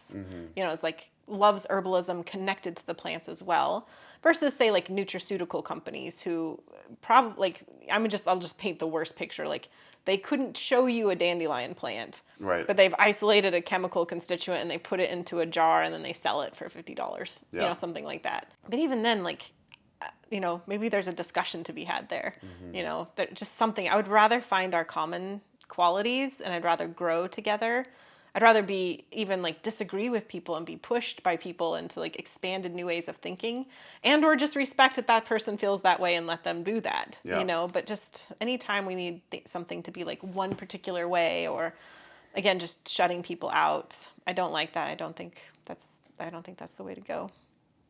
And honestly, I would have been like terrified to say that a couple years ago because the culture was so intense, you know? Well, thank you for your bravery in sharing us. Now let's hear the easy road answer. I think a lot of people not a lot. This is, okay, I'm scrolling social media. I just see people making a lot of shit medicine out there, and I don't like it. Because they're just regurgitating something they may have heard. Yeah. So it's like they'll be making their tinctures, and they'll like chop up like, you know, this much dandelion root and then pour a quart of alcohol over it. Yeah. You know, or like the one that's always gets me, it happens all the time, is like they put in like these whole calendula flowers in the oil, and there's like, you know, 10 flowers floating beautifully in the oil, and you're like, oh, how lovely. But you're just like, it's like more of like a decoration than like medicine. And the reason why it annoys me, and because, I mean, there is like working with herbs in very low doses and stuff, and there's an intentionality behind that, and there's a specific medicine for that. So I'm not like even saying that all medicine has to be potent. Yeah, sure. But I think when we're unconsciously making poor medicine, then that medicine doesn't work that well. And then we get into a situation where people are like, oh, herbs don't work. Yeah. And it's like, yeah, but... Good point. You know, if we're using strong medicines, you know, intentionally... then there's probably a better. I mean, herbs cannot work for a variety of reasons, but let's elevate our medicine making so that we know that's not the problem. Well, I think you should get on TikTok then and start, you know, popularizing a lot of these good medicine making practices. Yeah. Oh wait, she is on TikTok now at Rosalee De La Foret. Go through her follow. You've been doing some awesome stuff on there, so thank you. Highly encourage Thank you for the inspiration. Absolutely. Yeah. Mason pretty much forced me to get on TikTok. You're welcome. You encouraged it. Yeah. If you could send one message to your younger herbalist self, what would it be? Classic question. Yeah. Man, I did so much right. That comes up first. A little humble brag. Like, I followed my inspiration. I went to all the herbal schools. I'm still going to all the herbal schools. I think that's a big one for me, is just like the curiosity and like keep learning, keep following your inspiration. It doesn't have to be a why behind anything, like go for the joy of it. So I did like a lot of that right. I kind of alluded to this earlier when we were talking about my young activist days. I could be a little dogmatic when I was younger. Oh, yeah. So I would say like, you know, maybe invite people in more than like should them out. So, but you know, it's kind of, I think that's a common thing that a lot of us go through in our 20s. Totally. Like, I know you had that phase too. And so I think, that was a real a-hole. I don't know if I believe that, but I definitely like probably turned away some folks, alienated some folks just in my like zealousness, you know? So I'm much more of like let's invite those who want to come in now instead of like trying to cram things down people's throats. Totally. So yeah, I could like tell that younger self to like, oh, you could ease up a little bit, like stay enthusiastic, Sure. but maybe just like rein it in a little bit. I always like to be practical. Yeah. So the practical thing would be like, make way less tinctures. Man, I tinctured everything. Like this one summer at Ancestry Herbals was my local herb farm. I got a pound of every single offering they had. They had like 80 herbs that year. I got a pound of everything, and I tinctured it all up. Oh, wow. And I had like, literally half my kitchen was just jars and jars of tinctures. We like put in an extra bookshelf. I mean, it was intense. You're still working through those. Yeah. Yeah, so I kind of, and I'd hear about an herb and I'd order it from Mountain Rose Herbs right away. And I actually like threw away a lot of herbs, which is like kind of shameful and embarrassing to me. But I do talk about it because I feel like, just less is more. Yeah. You know, like you don't have to order every single herb you ever heard about, and you don't have to tincture every little thing, and better to go slow and like really get to know the medicines and use them with intention. So I wish that I had known that. Yeah. But at the same time, I was like so enthusiastic. I don't know that I would have listened. But yeah, that's. Well, if you're just starting on your journey, heed Rosalee's advice for sure. That's all good stuff. Yeah. Yeah. You talk about this concept about, well, you love talking about inflammation. I want to say it's like one of your specialties. Yeah. But then I love how you kind of tie it into like the health of the world. And I don't know if you want to talk about the project that might be associated with this, but in general, I love when you talk to me about it. I think it's really fascinating. So I'd like it for you to share with the rest of the audience. Sure.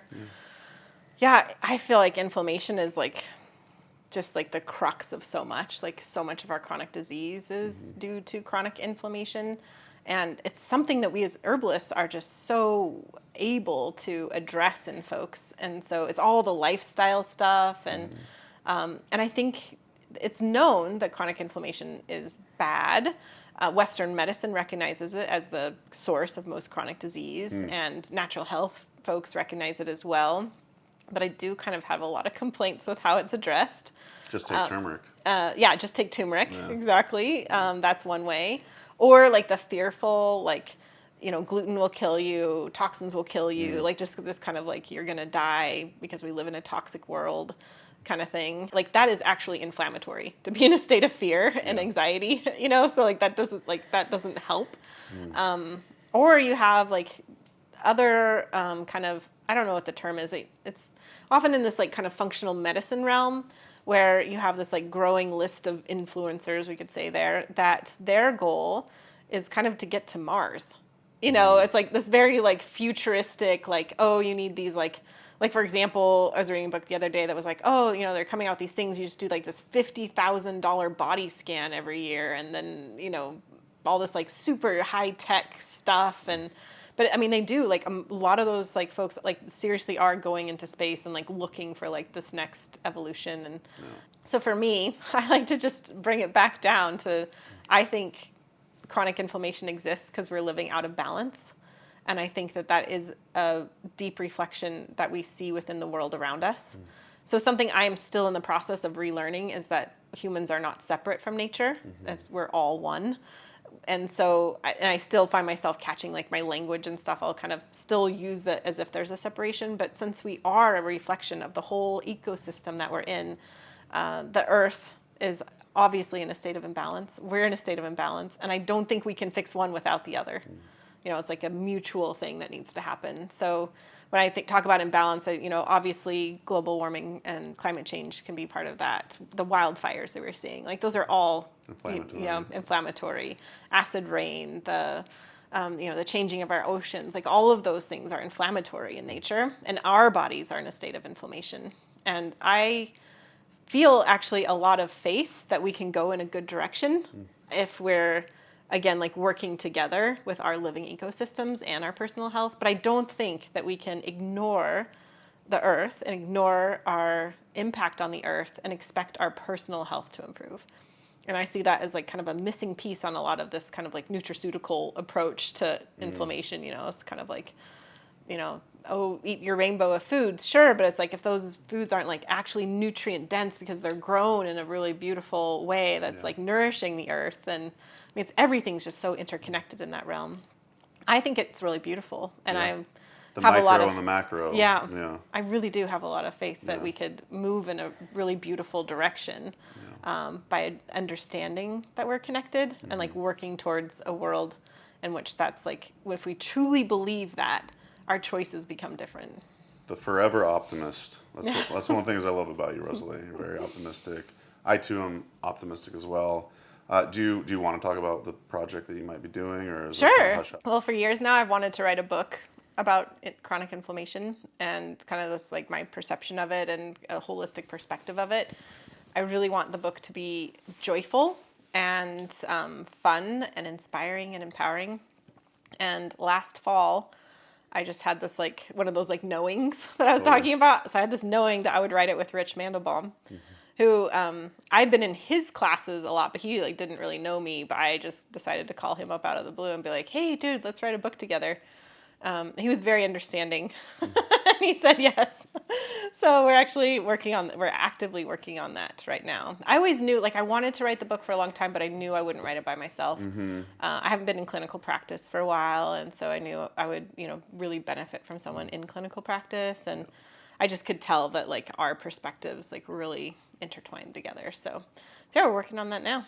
I love that it might have the opportunity to hit a more mainstream audience and push this optimism that you're referring to. Yeah, it's definitely we're both herbalists writing this book, but I don't think it'll be an herbal book. Right. There will be plenty of herbs. Yeah. Yeah. Yeah, you read a lot, actually. You read a lot of different types of books. I think mostly nonfiction at this point, but I could, if you weren't the author, I could see this exact book on your bookshelf. Yeah. Yeah. I mean, yeah, and very much. I think that's almost like everything I do is like the book I wish I'd had. Yeah, you totally. know, so. No, that's super exciting. Yeah. Awesome. Well, let's wrap that segment up with yet another guest question. You said it was done. Oh, now I'm so curious. I'm still like, I was just thinking how happy I was to see Jesus. That was lovely. Hi, Rosalee. Thank you for this opportunity to question you. First of all, I just want to tell you how much I admire you as a human being, an amazing woman, and just an incredible herbalist, really. I always learn so much when I get to sit in your classes. So my question to you, of all the many things that you've accomplished and done in your work as an herbalist, what is it that pleases you the most, that you're most proud of?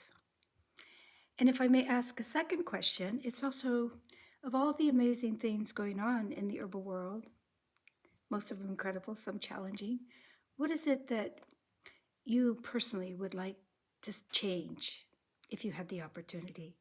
So thank you. I'm so looking forward to your response. Have a lovely day.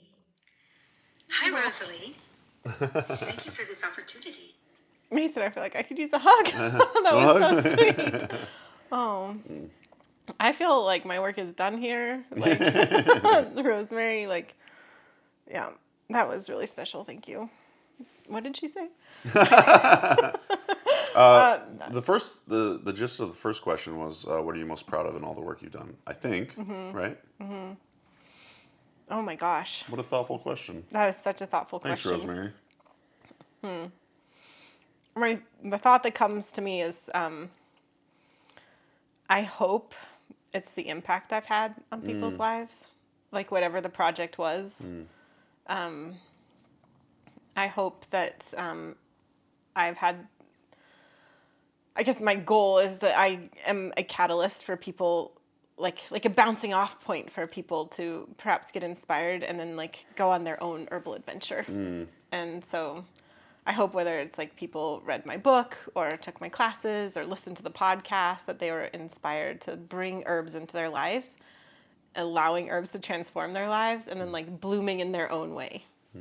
Does that make sense? Like I hope it's my impact rather than like the word impact a lot. Yeah. So I love that. I hope it like more than like a singular project. You know. You're doing it. Yeah. Yeah. I think we all are, you know, because the plants call us to do that, Yeah. you know, so that's why, I don't know, I think that's why they call us, you know, to be that like ripple that goes out into the world. It's kind of like I feel like if you're as blessed to be called by the plants, and that's like the best reciprocity that we can engage in, is to keep spreading the love. That's right. Yeah. Like Rosemary has been for me, you know, I mean, I found her, talk about a woman of impact. Yeah. You know, that I don't think that my mind cannot comprehend the amazing impact that she has had on undoubtedly millions of people's lives. Yeah. And what that like then ripples out to be, you know. I love that woman so much. That was really special. She had a second question there too. The second question, I think the gist of it was, with all the incredible things going on in the herbal world, is there something that you would like to see change? You kind of alluded to it a little bit earlier. Rosemary and I have talked about this at length, so I could see what she was getting at. I honestly she said such nice things about me. She also, everyone's going to see the video, right? She's it's so be stunningly beautiful. I was like kind of caught up in like her beauty. And just, She got aura. Yeah. For sure. Yeah, I would like to see more of the coming together and the listening. I think being in person, whether it's like through classes or through herbal gatherings of some kind, plant walks, the more time we can spend with each other, the better. And, you know, you could call me an online herbalist. My school's online, my podcast's online. I do so much remotely. I live, in a town of 200 people. Yeah. So that is the way of it for me. I chose to live out in the wilderness. And so I do a lot of stuff online. And I 100% know in my heart that there's a place for that. And there's a place for these in-person gatherings and being together. I think when we're together, we're able to listen to each other more. I think we're able to have fun. I think, that's something that's increasingly important to me. And so I think the more we can gather, the better. The more we can listen, the better. I just went through a series of books where I was like learning all about communication. So it was like, just how do we communicate? I mentioned the validation book. How do we like really participate in tough conversations? I feel like that is something that is worth learning right now, whether we're learning how to be in difficult conversations within our herbal community, within our families, within our neighbors. Where I live, it's very rural and it's intense. We have intense winters, we have wildfires. We know that our lives depend on our neighbors, and we cannot afford to discount them because of, say, their political beliefs or their religious beliefs or whatever. Literally your life depends on your neighbors at times. Yeah.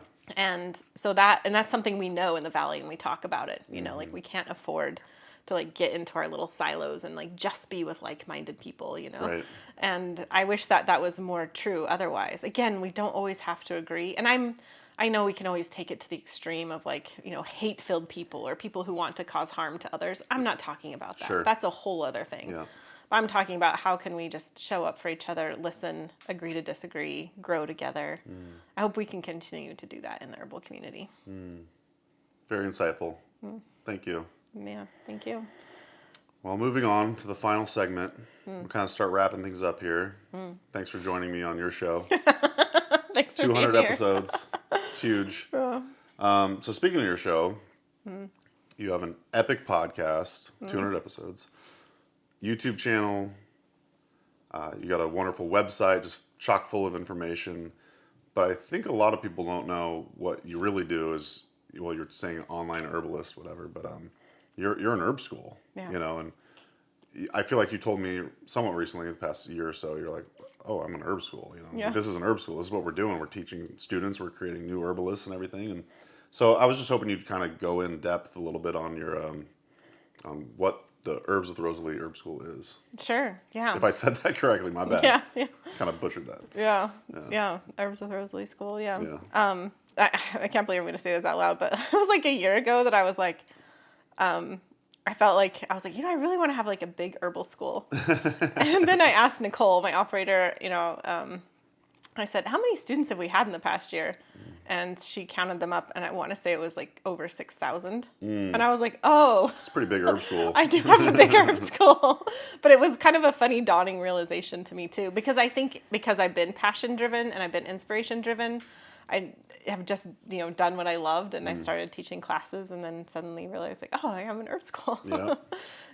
Yeah. And I Mission feel, accomplished. I have like been working towards having like foundational courses. And I feel like I have like reached that where I want to like the foundation is covered now. Yeah. So I have 3 main courses, in order of appearance. I have Rooted Medicine Circle, which is our medicine making class. I teach that with Emilie Hahn, who I wrote Wild Remedies with. And that is a naturalist course, made up as a medicine making course. Like the two are very much infused. So it's very much about learning about your local ecology, learning how to strengthen that connection. We talk about things like awareness outside, interdependence, reciprocity, self-care, community. We always end every class ends in community and giving back. And through that, we learn about medicine making. And I'm pretty passionate about making like potent medicine. So that's a really fun part of it. And it's a very much it's a live cohort. So we make the medicines together. We have a lot of live classes together. And so we're like going through it as a process. It's a 9-month process. Where we're learning and growing and making medicine, filling up our counters. I fill up my counter. Like we choose the medicines that we want to make, Awesome. So that happens throughout the year. And so that's Rooted Medicine Circle. And then the next class that I'd come out with is Cooling Inflammation, which is my inflammatory class. This is where I really started to explore, like, how do we joyfully bring things into our life instead of like fearfully run from things. So that class is set up with a lot of invitations, and so people choose the invitations they want to bring into their lives. And it's really, this one is kind of more for people who are working through chronic illness, chronic inflammation.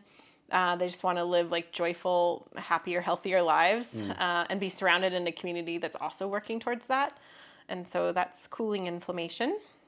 And then the course that I just finished was a remake or upgrade of my first ever online course, which was Taste of Herbs.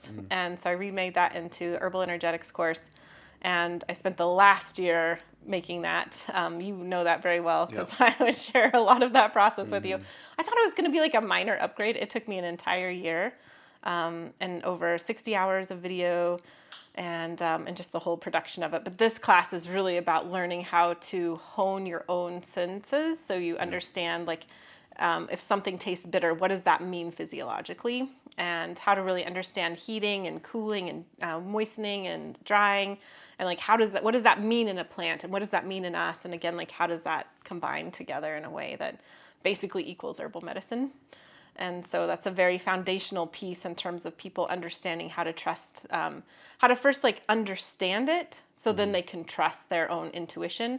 I don't mean intuition in terms of like, it suddenly came from the heavens, but like you're honed this, you know, it's like, it's such a like learned sense in you that you begin to trust it. So the herbs become less of something that's like memorized or this for that herbalism, like take this herb for that thing, and more of this like guided, embodied sensorial experience. That's very practical. I'm always super practical, so. I don't know if you said the name of the course, which is Herbal Energetics course. Herbal did Energetics. You say it? I think I did. My bad. But yeah, My yeah. bad. That's right. We can say it again. Herbal Energetics Oopsie course. daisies. Yeah, totally. So I suspect with each one of these, you could go to your website and get on, say, a waiting list because I know they come out like once per year. They're all live cohorts. Yeah. I think it's just so great to learn together. Totally. So yeah, they're all live. I always want people to feel like fully supported. Yeah. So if they have questions, we're there for them. Yeah.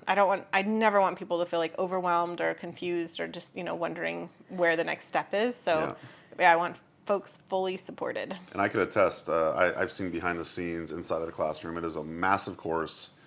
Lots of guest teachers. Yeah. I took the whole module with Jim McDonald on the temperaments, and that was amazing. So yeah, we have Rich Mendelbaum teaching Mendelbaum. phytochemistry, and we have last year we had Anjali Devi teaching our Ayurveda segment. We had Tiffany Harper teaching traditional Chinese medicine segment. So yeah, it's very like all encompassing in the realm of herbal energetics and what that means. Amazing. Yeah.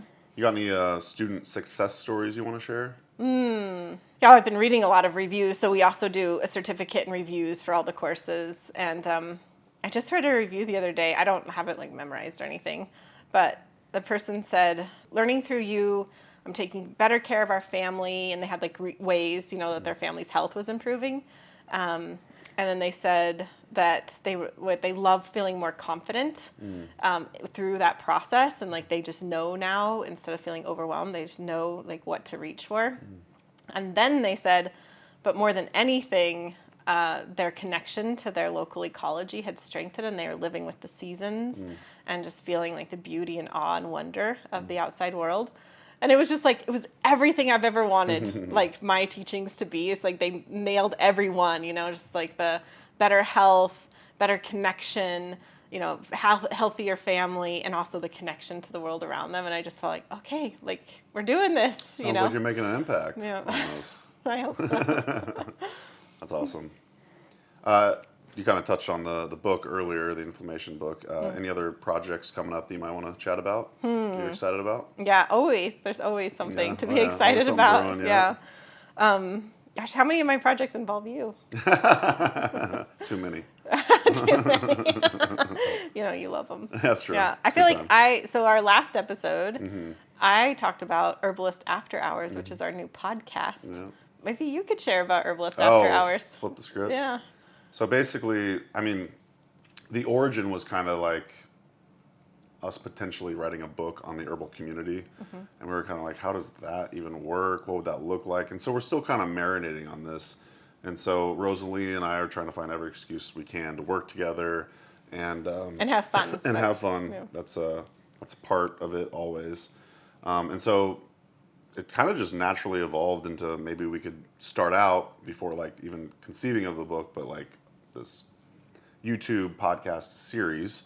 And so we had a few different iterations of that. And then all of a sudden it just came to us, Herbalist After Hours, essentially like this community-based project, podcast, etc., where we're not necessarily talking to the herbalists about what herb is good for this and that kind of stuff, which again, like I love that. I've been consuming that type of content for years and years and years. But really what I've fallen in love with, and I know you have as well, is the herbal community, because the herbal community is just made up of all sorts of characters, lovely characters, quirky characters, etc. So like, yeah, so really it's just going to be us having fun, talking to these herbalists and getting to know them, what they're up to, projects they're excited about, but really just having fun and shooting the shit with some people. I don't know if that kind of does it justice or not. It does it justice. Yeah. Oh, we're hoping to do each one in person. Yeah. Potentially releasing each one one per month. So it's kind of a lower lift that way, and then we'll release at least parts of them on both of our YouTube channels and on our podcast feeds. Yeah. That's kind of interesting to hear you talk about it, because I'm like, yeah, this is like evolved slowly. Totally. Like we've been talking about this for a long time. Like I remember calling you from the Austin airport with an idea about it, you know, totally. like, and you called me with an idea. Like it's like we've just been building it slowly. Yeah. And next month we're going to take the plunge for certain. Because we're going to Great Lakes and IHS, and we got folks lined up to interview. So for now, it feels like that stage where those like bands, all they do is name them, and they come up with the logo, and they're like, "All right, mission accomplished." Yeah, we're working done on the logo. Yeah, exactly. But really, I do see this coming to fruition, and I'm very, very excited for it. So we have logo, we have music. Well, partial logo, partial music. Partial music. It's all coming together. We've got an idea, but it's gonna happen. We have more ideas. Yeah, totally. Yeah. So sweet. Yeah, and then I already mentioned the book. Yep. I never mentioned my coloring book. Yeah, let's talk about that. Yeah. Oh, we don't have a copy here, do we? Yeah, we could put on B-roll. Okay, there you go. Yeah, that was a cool project that just came out this year. I teamed up with my handsome French husband and Caitlin Cordell, who's my tattoo artist, and she's the illustrator for the coloring book. That was very much a ecology-based coloring book that hopefully will inspire folks to take their love of the outside world, like indoors with the coloring, outdoors, very much rooted in our local ecosystem as well. But you don't have to live in the Methow Valley to enjoy it. No. Like, If maybe we should even drop a link in the description. Okay. Yeah, I don't know. Whatever. Yeah. All right, this is not my show. My bad. Okay. I'm always taking suggestions from you. That's right. I would actually say that's kind of like new projects on the horizon. It's been fun to collaborate with you, Mason, and you've been giving me great ideas for the podcast. I'm doing reels now. Yeah, like, look at you go. Yeah, doing videos and stuff. So that's actually been going on. Yeah. Totally. So we'll start wrapping it up here. Where's the podcast heading? And are you going to be doing 200 more episodes? Yeah, I'm loving the podcast. I feel like such an honor. I get to meet so many new folks that I wouldn't necessarily get to meet, because they're just all over the world. And I get to hang out with people I know too. That's fun. So I love it. It's super fun. I'm so proud of my production team, and everybody that's working on it. And so I absolutely love it. I hope we're around for 200 more episodes. People keep listening. That's right. Keep showing up. Yeah, keep showing up. Keep supporting us. Then absolutely want to keep doing that. I'm also interested in growing. Like I've grown a lot in these first 200 episodes. Things we talked about, just confidence and skills improving. And as I just said, you've been giving me a lot of ideas. And so I hope, I'm not looking for another 200 of the same episodes, but that I can keep growing with the podcast as well, and we can see how that evolves as well. Doing these in-person things are fun. We're going to do these other series, the Herbalist After Hours. So it's kind of I'm excited for it to keep going and keep evolving. And again, with the podcast membership, we're going to be listening to folks to be what do people want, So I'm very much into hearing what other folks want to hear as well. So yeah, I think I'm excited to keep going, and I'm excited to see just how it naturally changes and evolves with time, too. I'm very excited for you. Yeah. See where it goes. Yeah, exactly. All right. Well, are you going to interview me for the 400th, 500th, maybe? Book it. Book it. 500th, yeah. No, that'd be fun.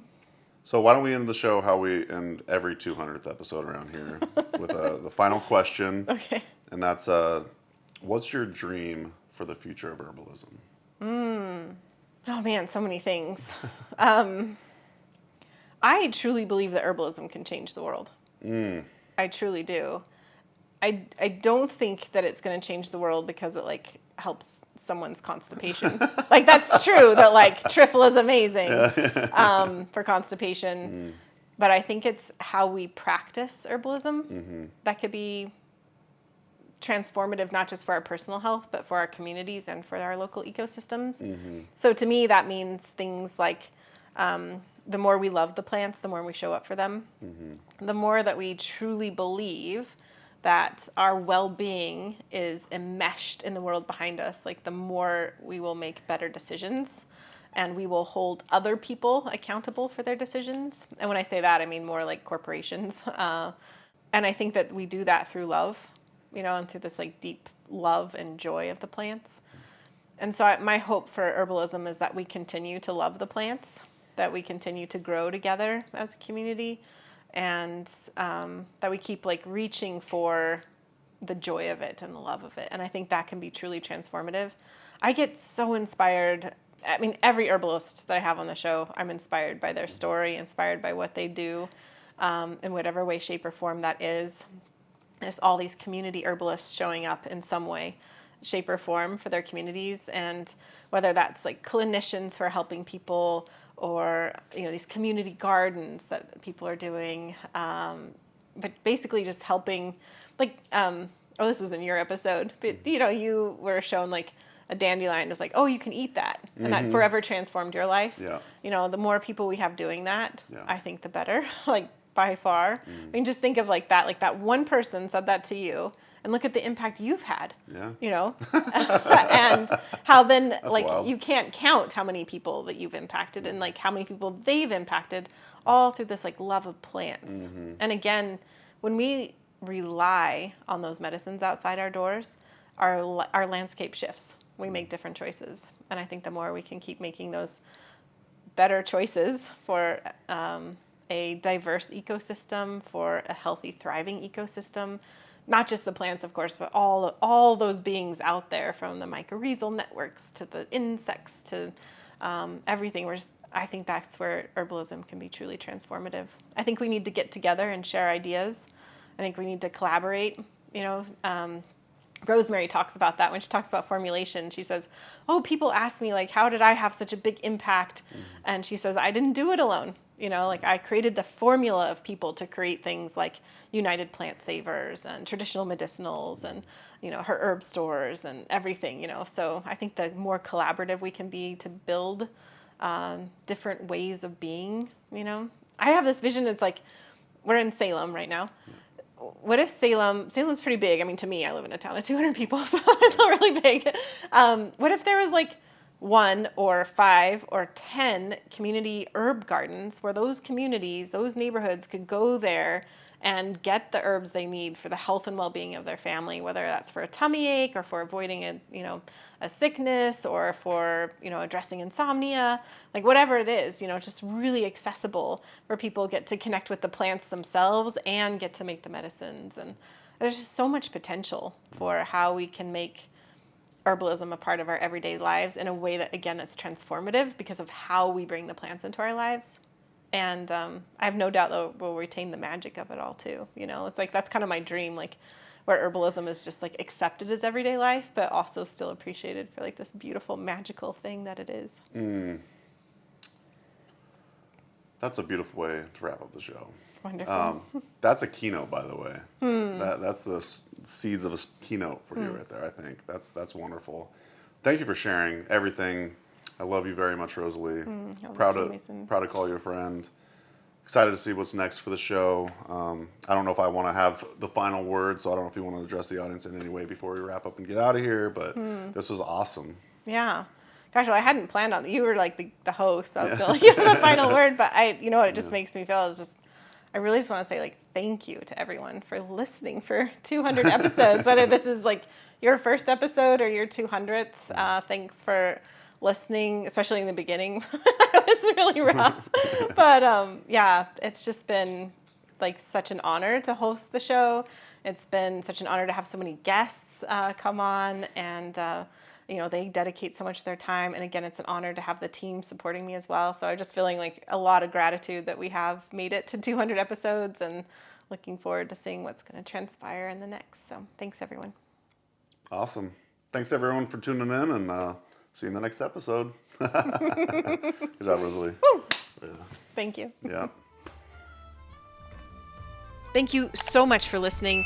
If you're not already subscribed, I'd love to have you as part of this herbal community so I can deliver even more herbal goodies your way.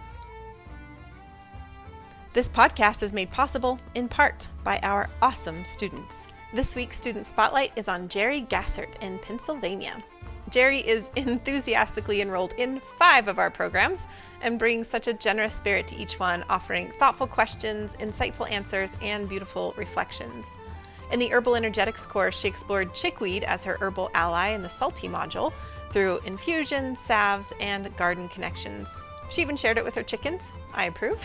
Her sensory descriptions are striking, like how nettle infusion felt like nutrition and how chickweed tasted of spring rain and earthiness. She's even begun her own fresh versus dried nettle tincture experiment based on what she learned about mineral extraction.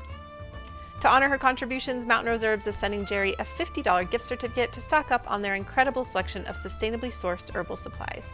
Mountain Rose Herbs is my go-to for high-quality organic spices, herbal remedies, and even hard-to-find botanicals. They ship all over the US and have a massive selection of products to fuel your herbal adventures. Thank you so much, Mountain Rose Herbs, for supporting our amazing students. And if you'd like to explore Mountain Rose Herbs offerings and support this show, you can find the special link in the show notes. Testing Toriamus rocks. Toriamus rocks. Toriamus rocks. Toriamus rocks. Okay. Toriamus rocks. Toriamus rocks. Cool. Testing. Toriamus rocks. Toriamus rocks.